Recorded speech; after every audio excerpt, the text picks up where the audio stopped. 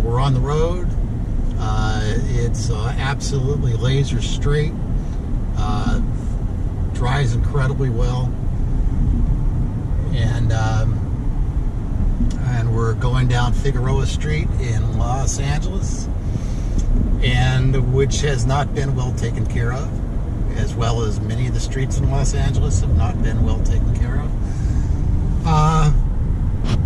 And one thing about the 2019, which people don't want to hear, is if you go 4 inches in the back, like this truck is, you're going to have to do a C-notch. And if somebody tells you you don't have to do a C-notch, and you're going to spend the next 150,000 miles getting banged around with the rear end not having enough clearance and not having enough bump stop, that just don't lower it. It's just as simple as that. You're going to have 2 hours extra and doing the C-notch. It's absolutely bulletproof.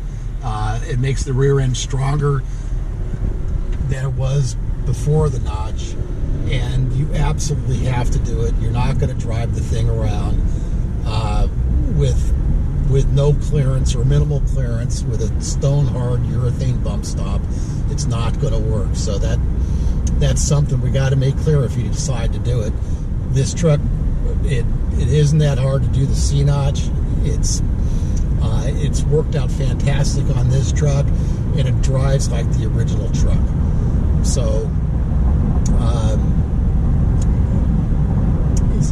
just decide whether you really want to lower the truck. You can put shackles on it. You don't need to C-notch it, which will get you a couple inches.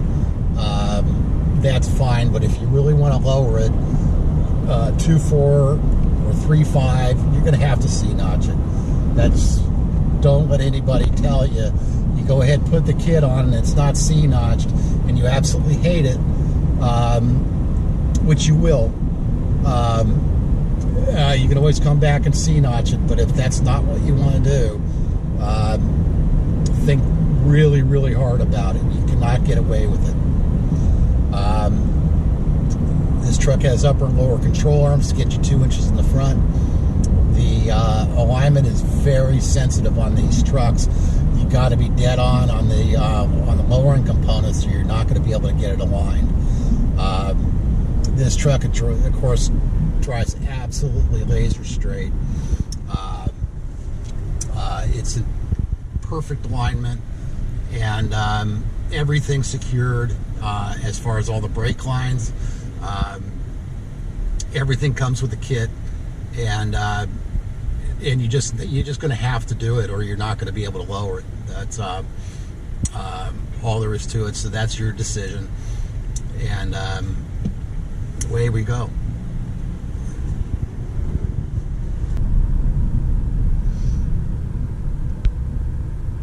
This left turn is why you're going to need a C-notch.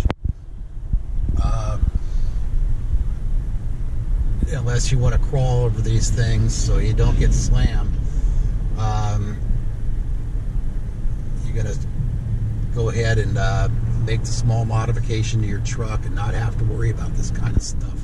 I'm not going to slow down very slow over this either.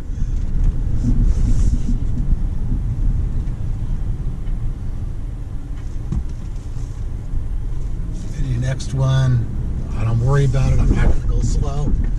And you don't have to worry about it. It drives like a stock truck.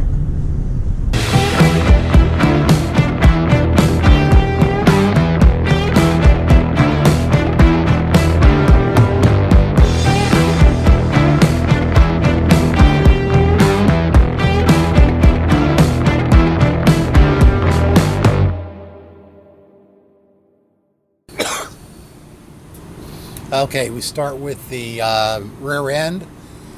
We did a very standard flip kit that's the same as your earlier models, with the exception we have a brake line mount on them.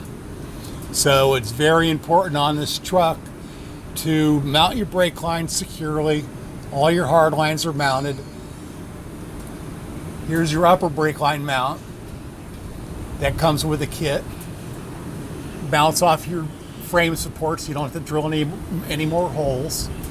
Mounts with the stock hardware, and it gets all your hard lines secured, and that we want. So here's the frame support for your notch. Obviously you need it. You cannot get away without it. It'll pound you into submission if you do not have a notch on this. It takes a couple hours to do, and you don't want to drive this thing for 100,000 miles with no clearance here for the rear end. And you want a big, this is the original bump stop. It's big and cushy, and really absorbs well. So it's a really nice setup. But unfortunately, we've been doing notches for 30 years. This is no big deal. It's all boxed. It has an internal section, which we'll show you later, that even makes it stronger. And also, this is done on compression. It's like a clamp. So internally, we have spacers in here that this thing actually clamps in place. So we don't smash the tubing or the rear or the frame or anything like that. And it is tight, very, very tight.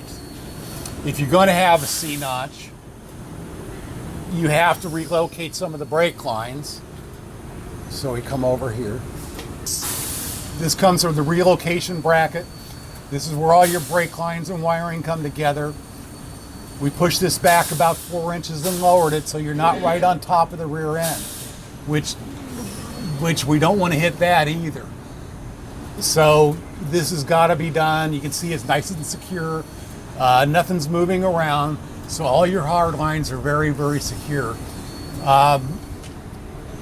We had to do one more modification up here. We had to cut the crossmember a little bit, which is no big deal. We did it with a body saw. We want to make sure we're not going to hit here on this bracket. So taking careful measurements, we're going to hit the bump stops way before any of this stuff. And we want to replace the shock absorbers. We're not going to run shock extensions on this thing. They hang down too low. So we're going to replace the shocks. They're $96 a pair, maybe $55 or $60 for shock extenders. We don't want shock extenders on this thing. They're only more issues. So we're going to replace the shocks for $46 a piece. Shock extenders are about 2/3 that cost. So why do them? We got a really late model truck here. We don't want shock extenders on it. So we start out with the rear end with a fully adjustable flip kit, spring plate U-bolts, notch kit, brake line brackets also here, so everything is mounted, everything's secure, and that's of course how we like it. So we can move up to the front. So the front, since the truck is completely redesigned, we completely redesigned the control arms. They're super strong. The turning radius is preserved, uses the original strut, and that's the way we like to do it, and we want these things to align absolutely perfectly. It's fairly simple in the front end, R&R, and that's all you have to do is be careful on and remove and replace them in a line. So that's about it.